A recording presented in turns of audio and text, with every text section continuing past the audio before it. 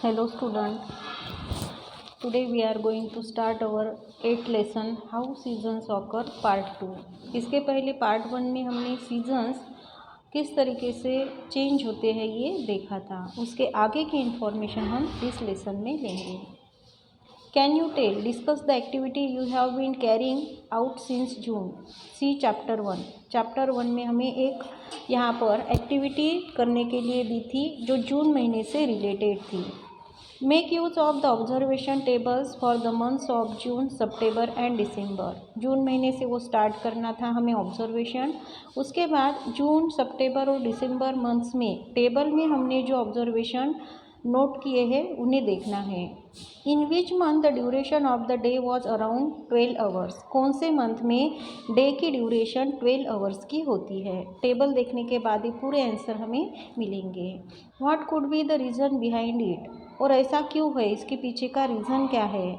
Bring out the differences between the duration of day time in the months of June, September and December. जून, सितंबर और दिसंबर इन 3 month में day time की जो ड्यूरेशन है उसमें डिफरेंसेस क्यों देखने को मिलते हैं। What could be the reason for the change in the shadow of the stick. Stick की जो शेडो चेंज हो रही है तो उसके पीछे रीज़न क्या है। What did you observe about the position of the sun at the horizon at the time of sunrise and sunset? Sunrise और सनसेट के टाइम पे हॉरिजॉन में जो सन की पोजीशन है उसमें आपको क्या दिखाई देता है। Which of the following factors could be related with the change in the position of the shadow of the stick and the difference in the duration of daytime?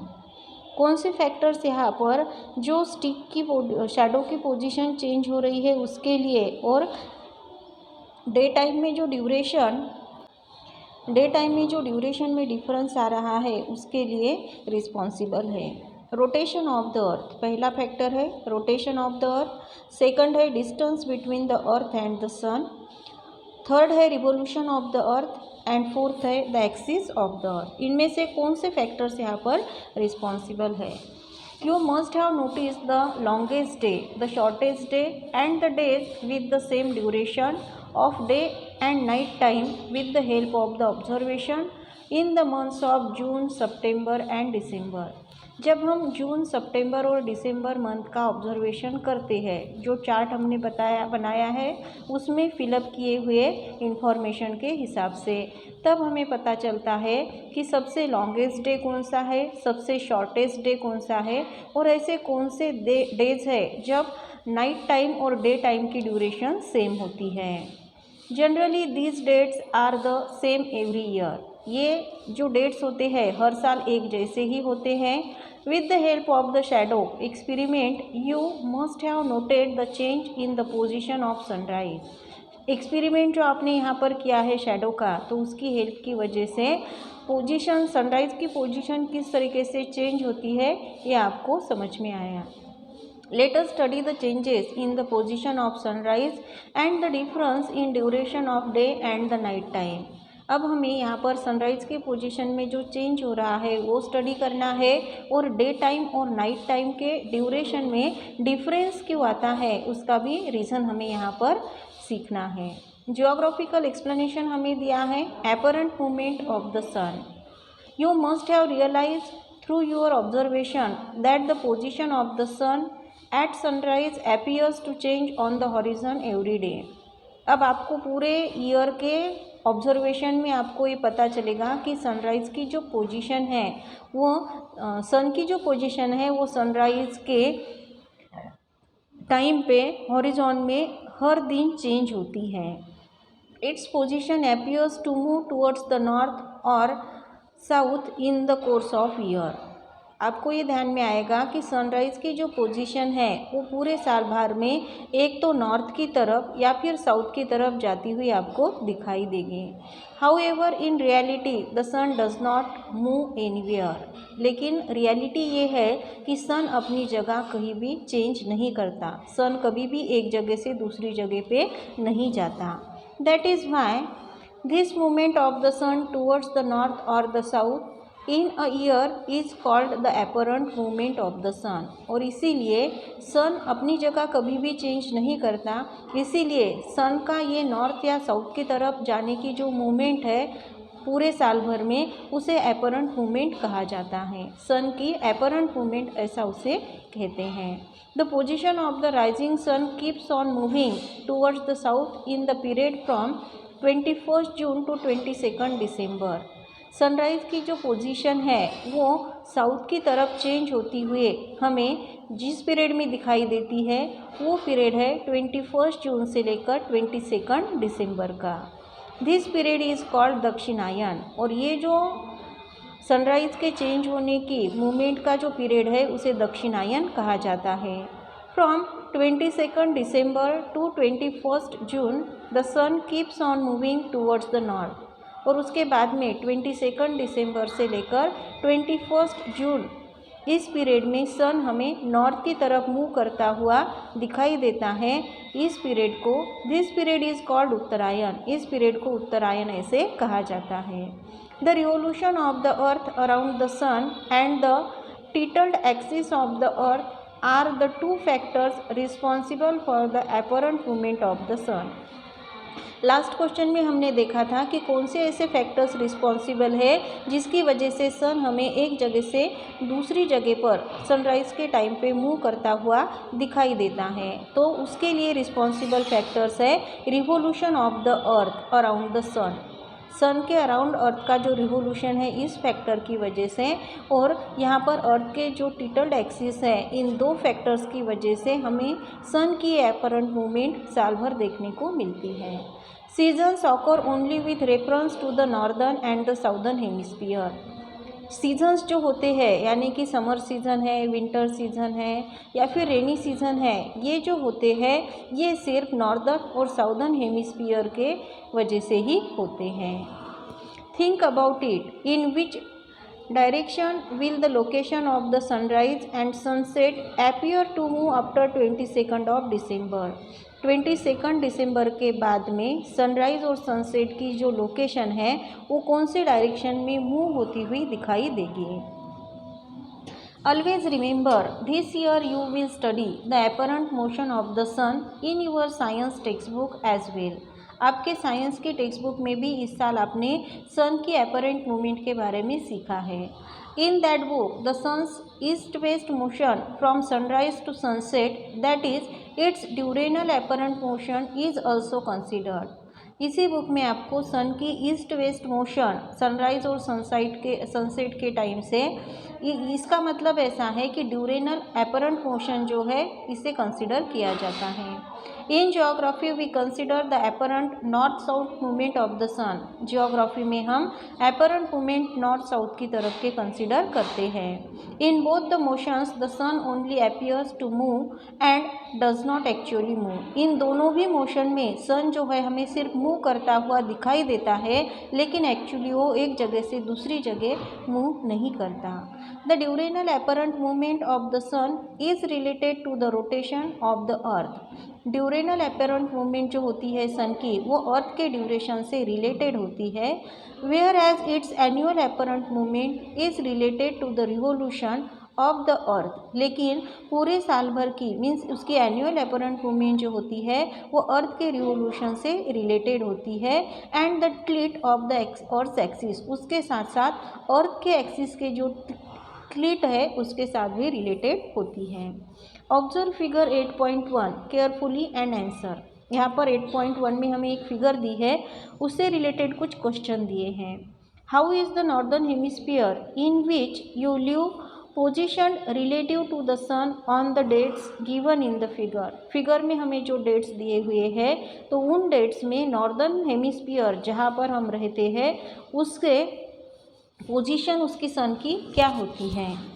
Which season will you experience in the northern hemisphere around 22 December. 22 दिसंबर के around में आप northern hemisphere में कौन सा season experience करेंगे। 8.1 की figure हमें साइकिल ऑफ सीजन्स, इक्विनॉक्सेस और सोलिस्टिक्स यहाँ पर बताया हुआ है। What would be the season in the northern hemisphere around 21 जून। 21 जून में नॉर्दर्न हेमिस्फीयर में कौन सा सीजन होगा? If it is winter in the northern hemisphere, which season will it be in the opposite hemisphere? अगर नॉर्दर्न हेमिस्फीयर में winter season है तो उसके अपोजिट हेमिस्फीयर में कौन सा सीजन होगा? At any given point of time, why are the seasons in the northern and southern hemispheres different? कौन से भी हमें दिए हुए पॉइंट पे नॉर्दर्न और साउदर्न हेमिस्फीयर में अलग अलग सीजन्स क्यों होते हैं? Perihelion and aphelion position of the earth. Next हमें पॉइंट दिया हुआ है, the path of the revolution of the earth around the sun is elliptical. Earth के अराउंड, सन के अराउंड अर्थ का रिवोल्यूशन करने का जो पाथ है वो इलिप्टिकल है। The sun is at one of the two centres of the eclipse. Sun जो है दो इक्लिप्स के सेंटर पे होता है। The sun does not change its position. Sun अपनी पोजिशन कभी भी चेंज नहीं करता। As the earth moves in an eclipse, its distance from the sun does not remain the same. Earth जो होती है सन के अराउंड वो क्या करती है, इन इक्लिप्स में मूव करती है और इसीलिए सन से उसका जो डिस्टेंस होता है वो हमेशा सेम नहीं रहता। It is at its minimum distance in the first week of January. जनवरी की फर्स्ट वीक में वो सन से मिनिमम डिस्टेंस पर होती है। It is called the perihelion position of the earth, और इस सिचुएशन को perihelion position of the earth कहा जाता है। In this position the southern end of the axis is towards the sun. इस पोजीशन में साउदर्न एंड जो होता है अर्थ का वो सन की तरफ होता है। As against in the first week of July. लेकिन जब हम फर्स्ट वीक ऑफ जुलाई की बात करते हैं, इससे एकदम अपोजिट होता है उस पीरियड में। The earth is at the farthest point from the sun. उस पीरियड में अर्थ जो है सन से फर्देस्ट पॉइंट पे होती है। This is called the aphelion position. इसे एपीहेलन पोजीशन कहा जाता है। In this position the northern end of the axis is towards the sun. इस पोजीशन में अर्थ का नॉर्दर्न एंड एक्सिस का जो है वो सन की तरफ होता है। With the help of figure 8.1, यहाँ पर देखिए 8.2 फिगर में एपीहेलन एंड पेरीहेलन पोजीशन हमें अर्थ की बताई हुई है। विच shows the position of the earth in relation to the sun. You can guess which season prevails in which hemisphere. हमें 8.1 में जो पोजीशन यहाँ पर अर्थ के रिवोल्यूशन की बताई है, सन के साथ के रिलेशन की बताई है, इससे कौन से हेमिस्फीयर में कौन सा सीजन होगा ये हम गेस कर सकते हैं। Seasons occur due to the revolution of the earth. Seasons जो है अर्थ के रिवोल्यूशन की वजह से होते हैं। As well as due to the tilt of its axis of rotation, और उसके साथ साथ अर्थ के एक्सिस के जो रोटेशन है उसके टिल्ट की वजह से भी देखने को मिलते हैं। Do you know, due to the gravitational force of the sun and the earth, the speed of the earth gets reduce. Earth का जो ग्रेविटेशनल और सन का जो ग्रेविटेशनल फोर्स होता है, इसकी वजह से अर्थ की जो स्पीड है वो रिड्यूस होती है, कम होती है during the aphelion position and increases during the perihelion position. Aphelion position में उसकी स्पीड कम होती है, वैसे ही पेरीहेलन पोजीशन में अर्थ की जो स्पीड है वो बढ़ जाती है। As the difference in the distance of the earth in both these positions is not very great, it does not have any effect on the season. As the difference in the distance of the earth के distance में difference होने की वजह से दोनों भी positions में ये बहुत ग्रेट नहीं होता है और उसका इफेक्ट जो है उस सीज़न पे देखने को मिलता है। Geographical explanation. As the earth revolves around the sun, the equator receives perpendicular rays. जैसे ही अर्थ सन के अराउंड रिवॉल्व करती है, घूमती है, तो वहाँ पर सनरेज जो होते हैं वो परपेंडिकुलर, इक्वेटर पे सनरेज परपेंडिकुलर आते हैं। On 2 days in the year, 2 दिन ऐसा होता है। The condition occurs on 21 March and 22 सितंबर। कौन से 2 दिनों में ये सनरेज अर्थ के इक्वेटर के ऊपर परपेंडिकुलर आते हैं, तो वो दिन है 21 मार्च एंड 23 सितंबर। On this days both the poles are at the same distance from the sun. इन 2 दिनों में दोनों ही पोल और सन से सेम डिस्टेंस पर होते हैं। दिस इज कॉल्ड इक्विनॉक्स, इसे इक्विनॉक्स कहा जाता है। 8.3 फिगर में हमें यहाँ पर इक्विनॉक्स डेज बताए हैं। The illuminated and the dark portion of all the parallels including the equator are shown in figure 8.3। illuminated और डार्क का ऐसा पोजीशन जो है इक्वेटर का जहाँ पर पैरेलल्स भी इंक्लूड किए गए हैं वो हमें 8.3 फिगर में बताया है। In the figure the circle of illumination divides all the parallels from the north pole to the south pole equally. इस फिगर में हमें बताया है कि इल्यूमिनेशन के जो सर्कल्स है वो सभी पैरेलल्स को नॉर्थ पोल से लेकर साउथ पोल की तरफ इक्वली डिवाइड करते हैं। Everywhere on the earth night time and day time are of equal duration. दोनों भी तरफ नाइट टाइम और डे टाइम इक्वल ड्यूरेशन का देखने को मिलता है। This condition is called equinox, ऐसी कंडीशन को इक्विनॉक्स कहा जाता है। On equinox the sun's rays are perpendicular on the equator. Equinox के दिन में सन के जो रेज होते हैं वो इक्वेटर पे परपेंडिकुलर गिरते हैं। In this condition the circle of illumination coincides with the great circle defined by two opposite meridians। और इस कंडीशन में इल्यूमिनेशन का जो सर्कल होता है ये दो अपोजिट मेरिडियंस से डिफाइन किए हुए सर्कल्स के साथ कोइंसाइड्स होता है। In the northern hemisphere spring prevails from 21 March to 21 June. Northern hemisphere में स्प्रिंग सीजन हमें 21 मार्च से 21 जून तक देखने को मिलता है। वाइल ऑटम प्रिवील्स फ्रॉम 23 सितंबर टू 22 दिसंबर।